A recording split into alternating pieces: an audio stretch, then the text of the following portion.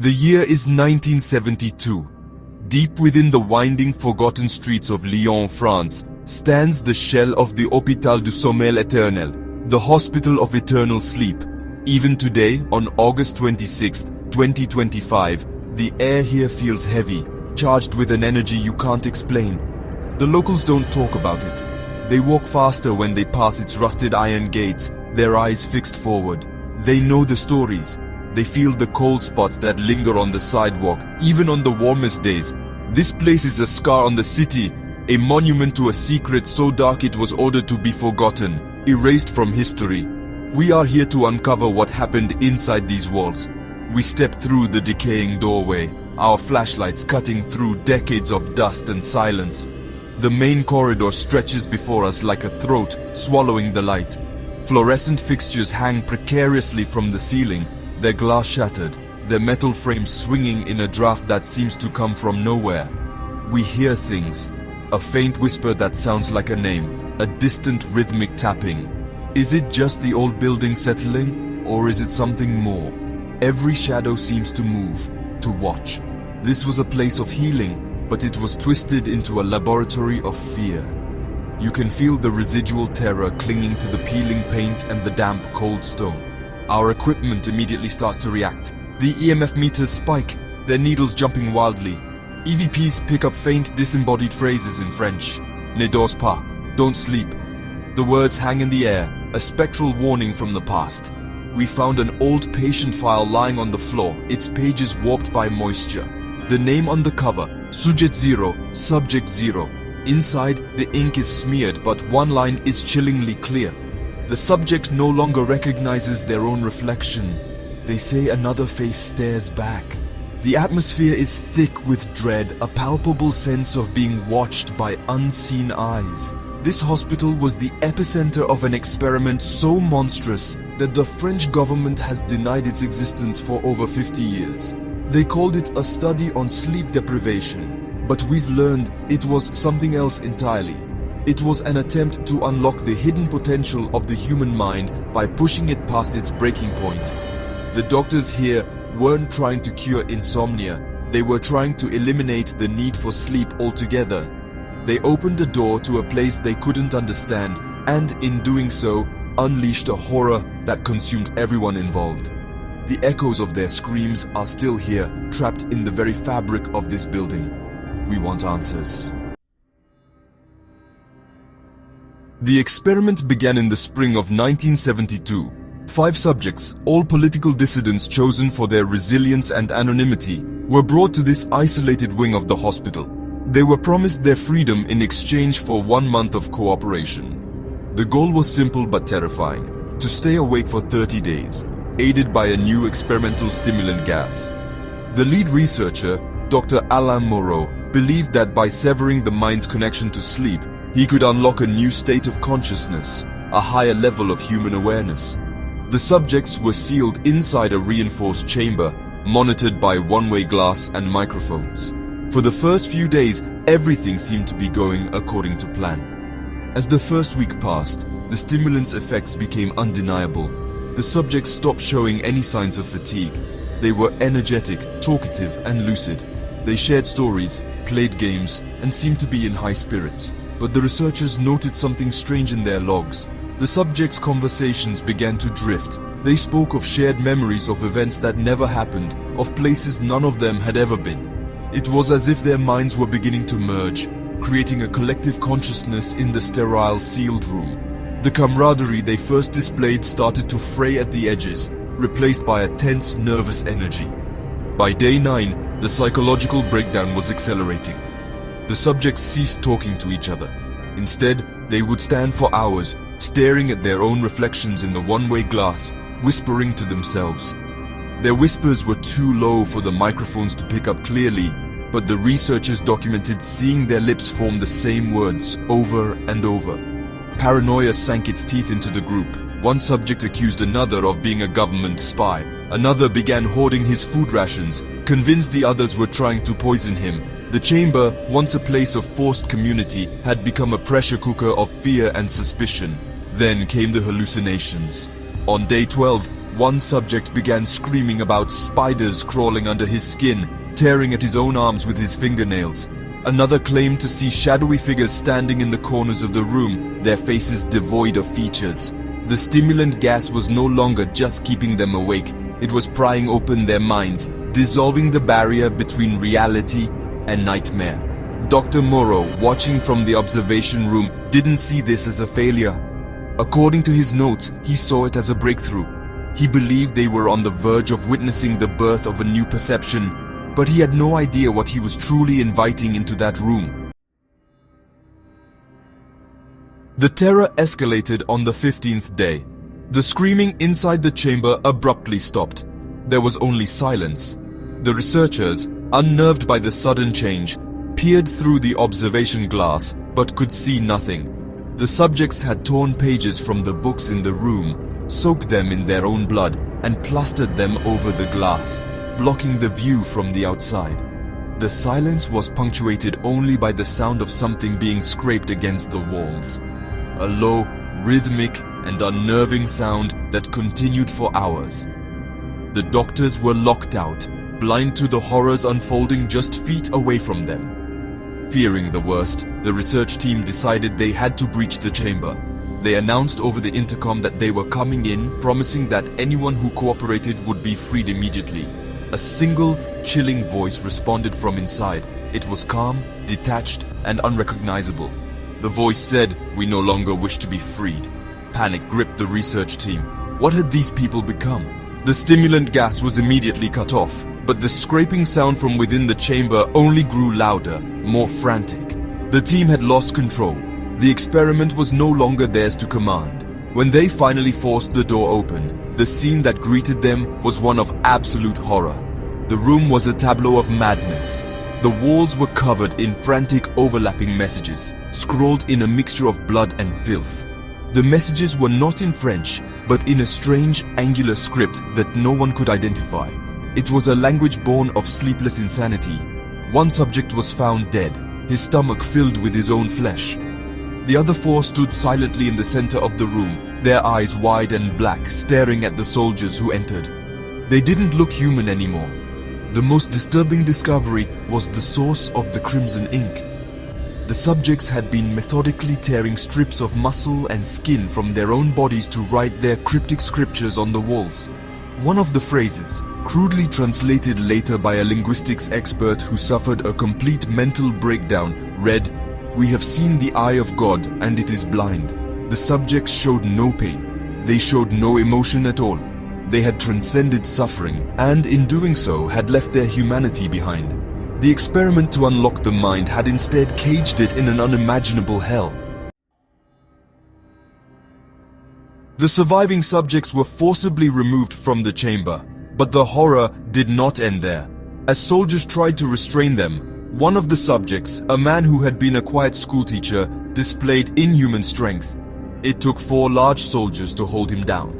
During the struggle, he let out a guttural shriek that shattered the observation glass and caused one of the soldiers to collapse, bleeding from the ears.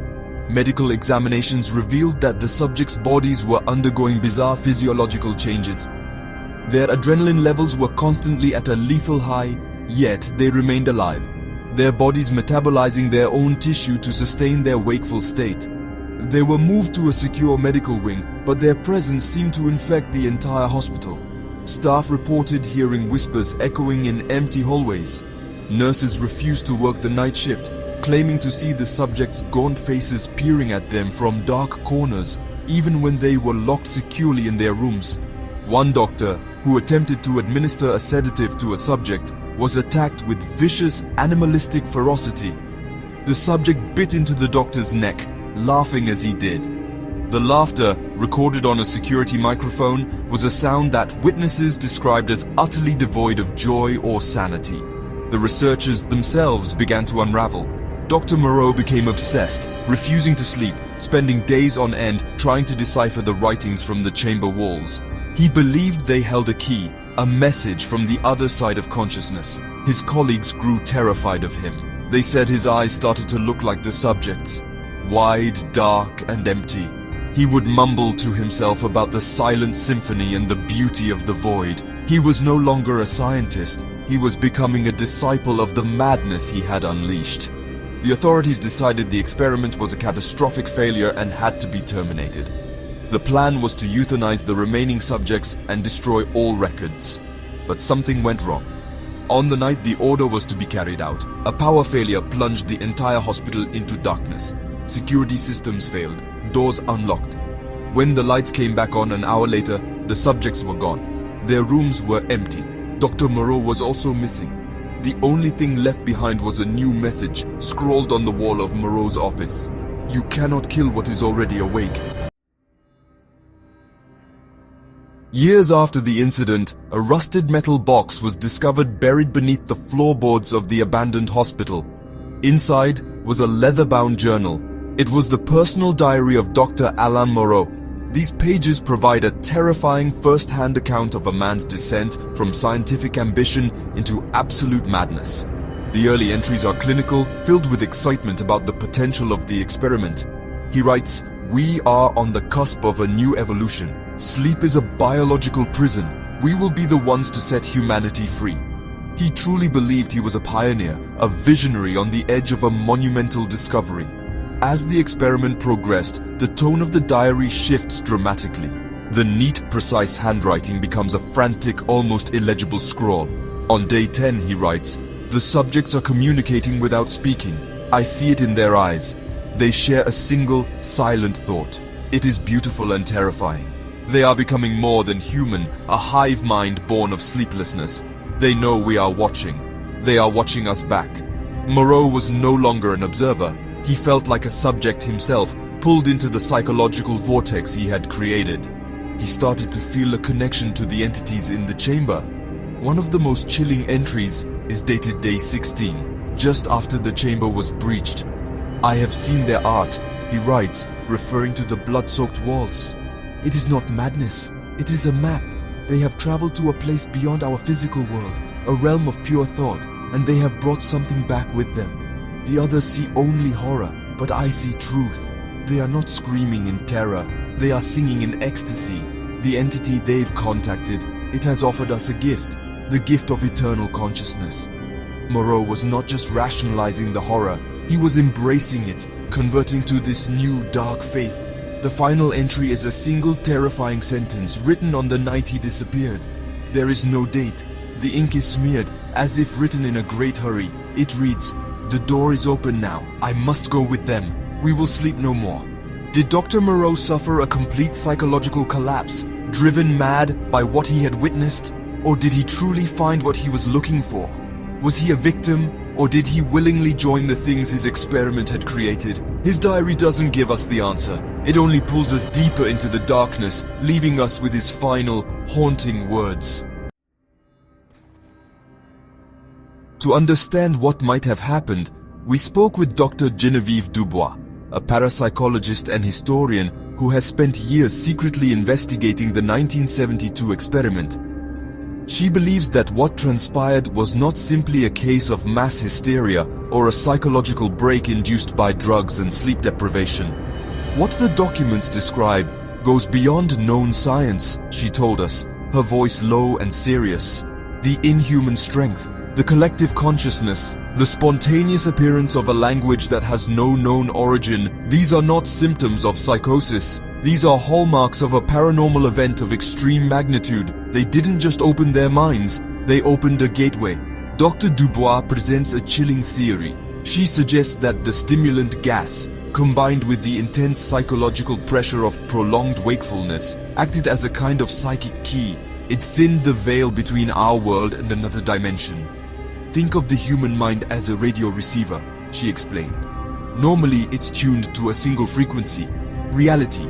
The experiment forced the subjects to violently crank the dial, scanning through static until they stumbled upon another broadcast, a broadcast from something ancient and aware.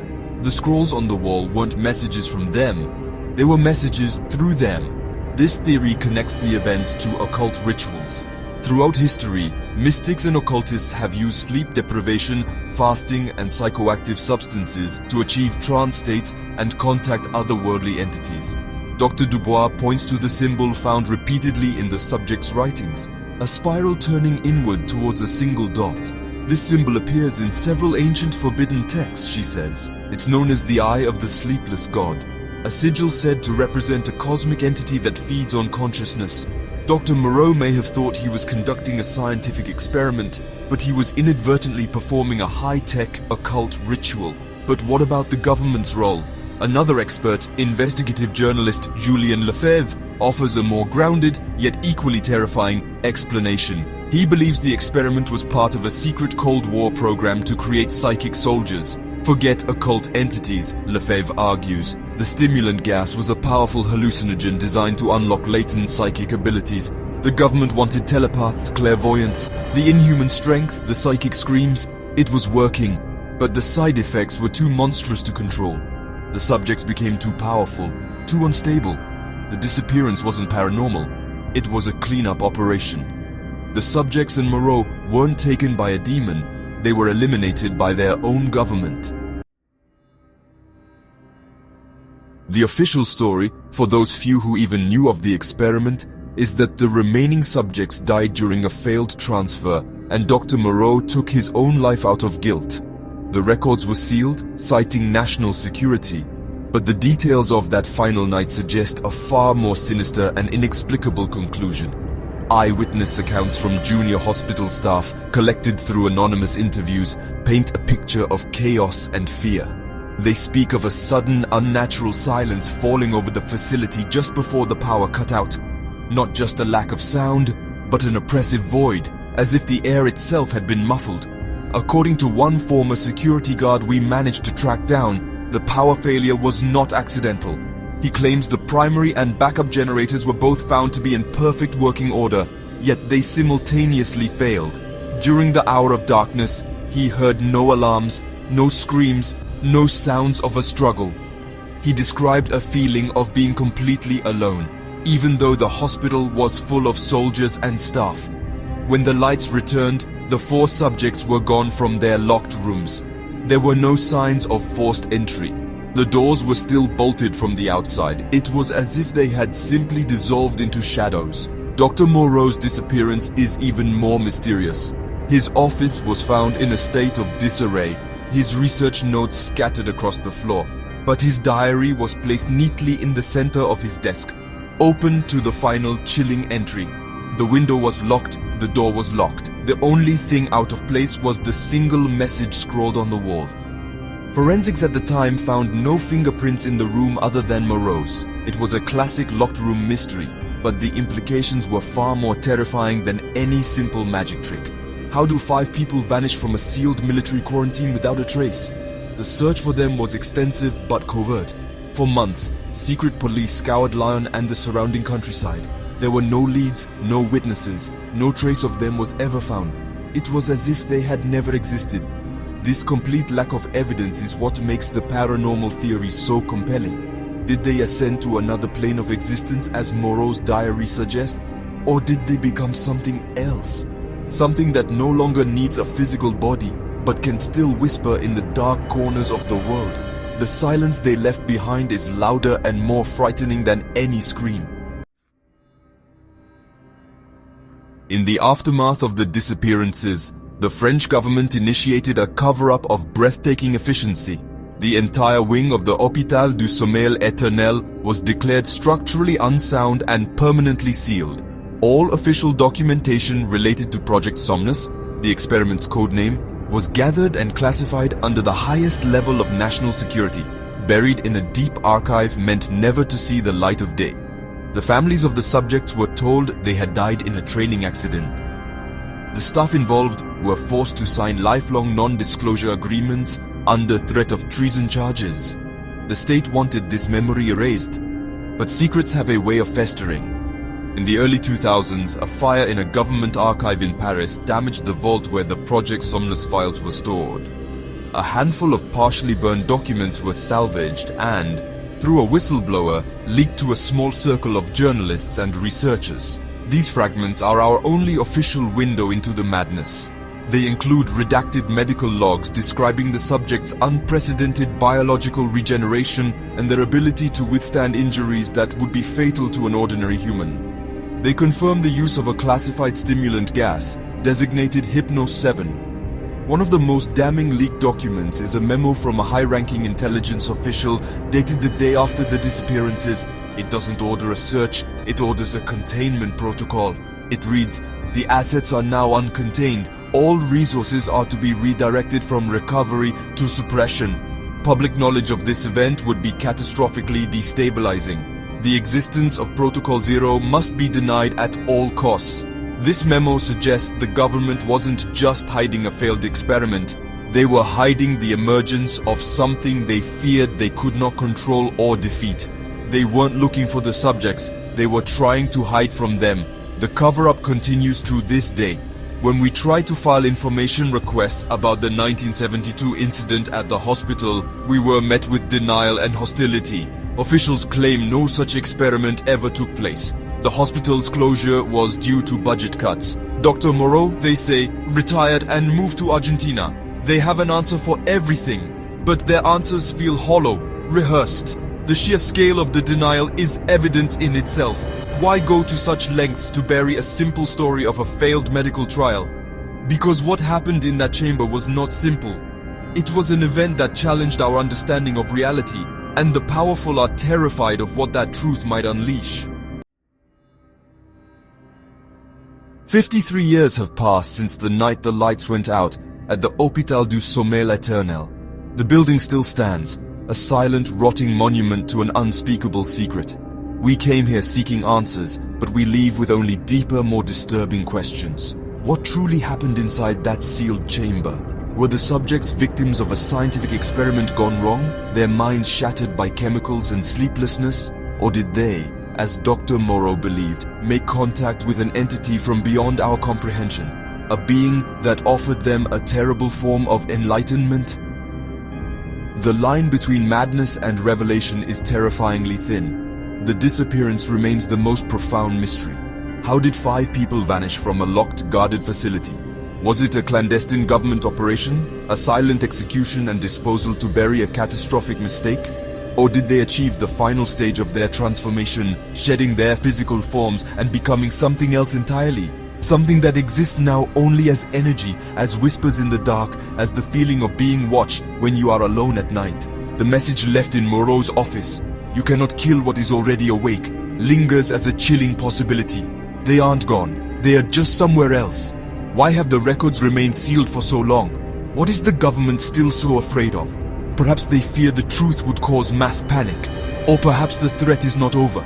The stimulant gas, Hypno-7, was a physical substance. The occult knowledge, the strange language, the sigils, those are ideas. And ideas are far more dangerous. They cannot be locked away in a vault. What if the knowledge of how to open that door still exists? The fear isn't just that it happened once, the fear is that it could happen again, that someone else might try to turn the key and unlock that same darkness. As we stand here today, on August 26, 2025, the legacy of the 1972 French sleep experiment feels more present than ever. It serves as a terrifying warning about the hubris of science and the dark, unexplored corners of the human mind. The screams may have faded, but the silence they left behind is eternal. What happened to the subjects? Where did Dr. Moreau go? And the most unsettling question of all, after 30 days without sleep, when they finally closed their eyes, what did they see? We may never know the truth. The only certainty is that some doors, once opened, can never be closed again.